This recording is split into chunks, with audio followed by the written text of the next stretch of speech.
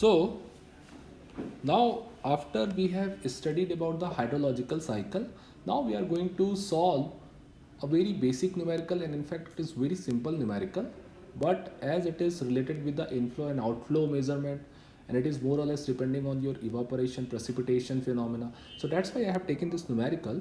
And before starting the numerical, one term, that is the water budget equation. You must be aware of this term, water budget equation. Sometimes a brief numerical in the form of objective form, and sometimes an objective based on your simple theory based on the principle of this water budget equation.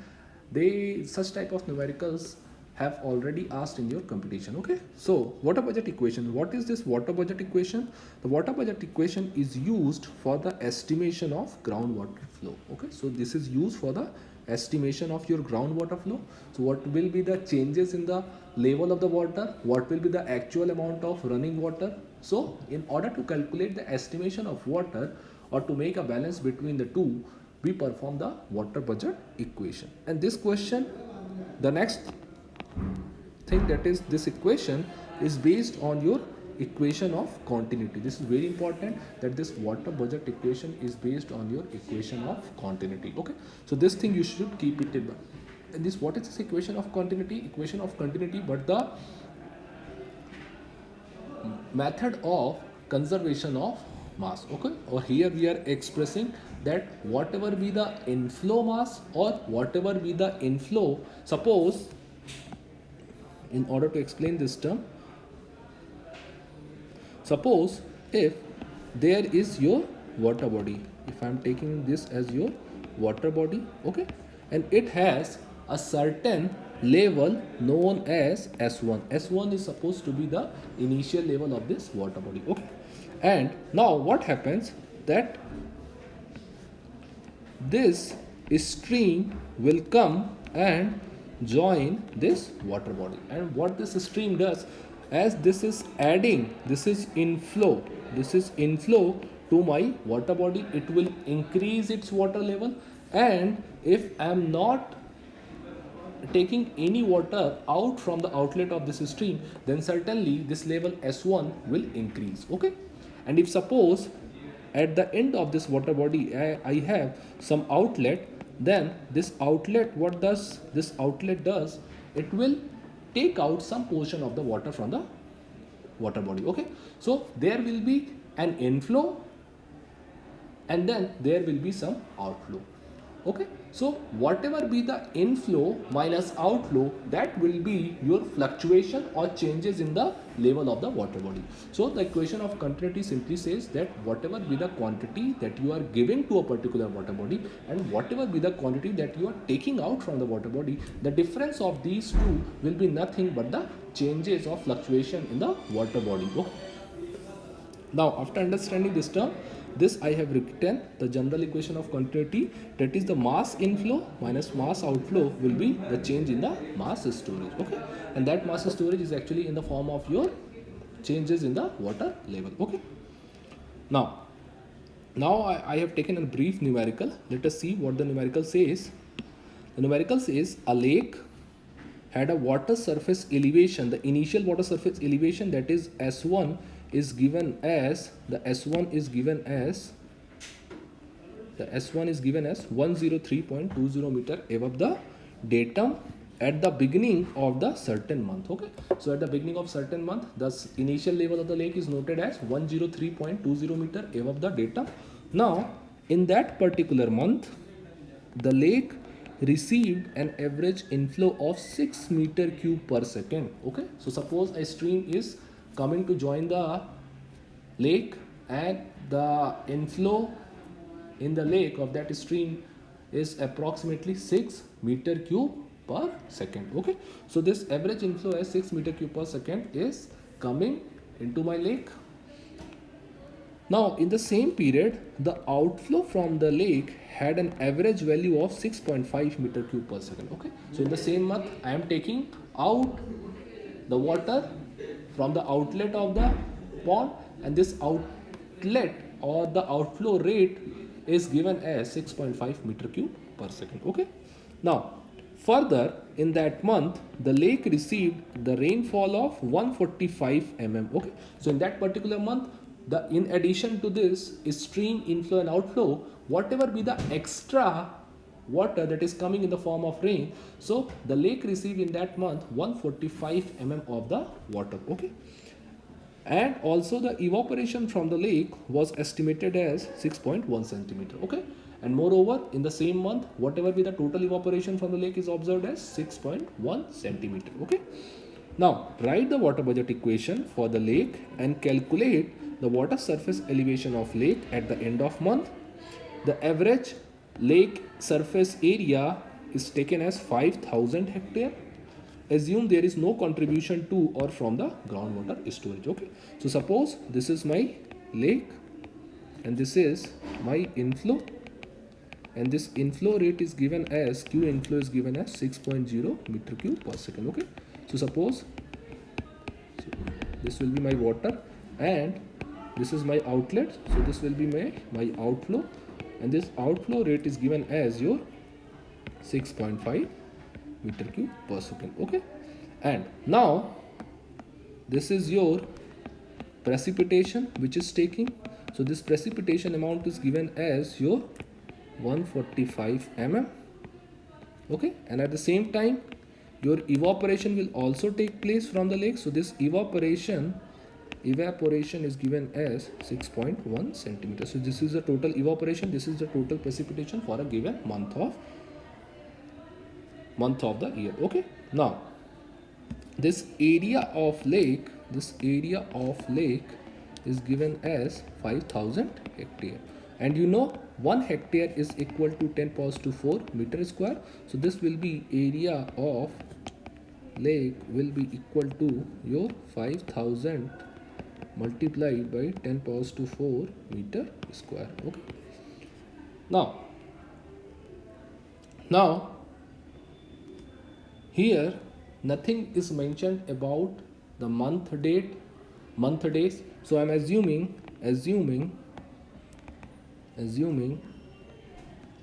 1 month equal 30 days. Okay, now here you know that this total inflow to the lake that is taking place is in the form of this stream flow as well as this precipitation.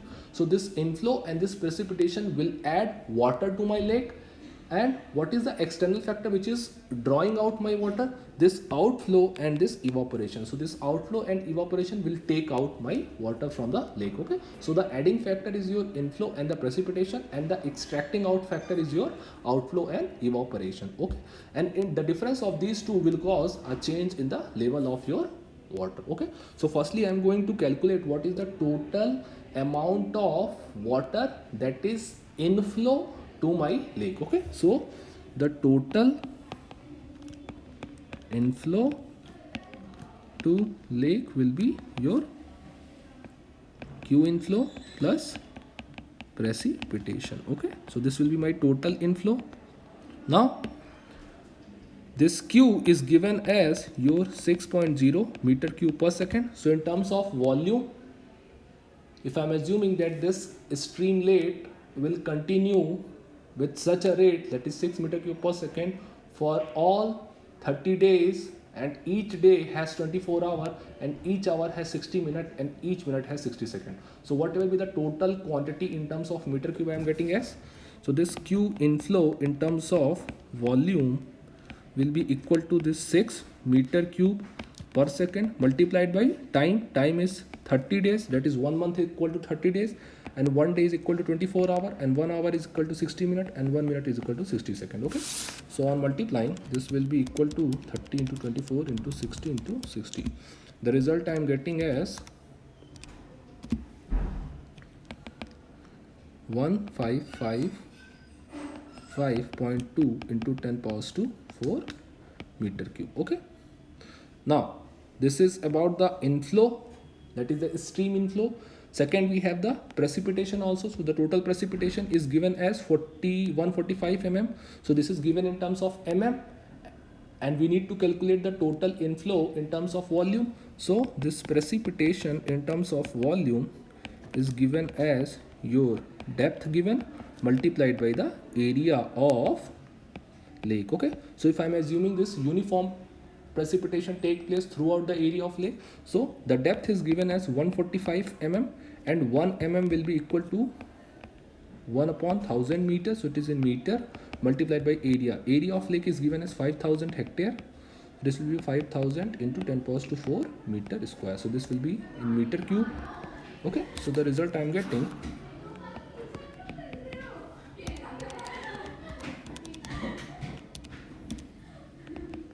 725 into 10 power to 4 meter cube. So total inflow will be equal to 725 plus 1555.2 into 10 power to 4 plus 155.2. So the result I am getting is 2280.2 into 10 power to 4 meter cube. This is the total inflow. Okay, similarly now I am going to do the calculation for the total outflow. Okay, so the total outflow from the lake will be equal to your Q outflow plus your evaporation. Okay, so this Q outflow is given as 6.5 meter cube per second. So again, in terms of Q outflow in terms of volume, that will be equal to 6.5 meter cube per second multiplied by time. Time is 30. 1 month that is 30 days, 1 day 24 hour, 1 hour 60 minute and 1 minute 60 second. Okay, so 6.5, 30 days 24 hour, 60 into 60. Okay, 1684.8 10 powers to 4 meter cube. And about the evaporation, the total evaporation is given as your 6.10 centimeter. So the total evaporation is given as 6.10 centimeter. So the evaporation in terms of volume will be equal to depth into area. So that will be equal to 6.1 centimeter, converting centimeter to meter, and area is 5000 hectare to meter square. Okay, 6.1 multiplied by 50, this will be equal to 305 into 10 powers to 4. So the total outflow will be equal to 1684.8 plus 305 into 10 powers to 4. Okay, plus 1684.8. The result I am getting 1989.8 into 10 powers to 4 meter cube. Okay, so here we have got the total outflow. Now how to decide whether there will be an increase in the level of lake or where there will be a decrease in the level of lake? So you can easily, this is very aptitude question, if the total inflow is greater than your total outflow, then this will cause increase in the level of lake, and if suppose the total inflow is less than your total outflow, then this will cause a decrease in the level of your lake. Okay, so our total increase, total inflow is given as 2280.2 into 10 powers to 4 meter cube, and our total outflow is 1989.8 into 10 powers to 4 meter cube. So certainly our total inflow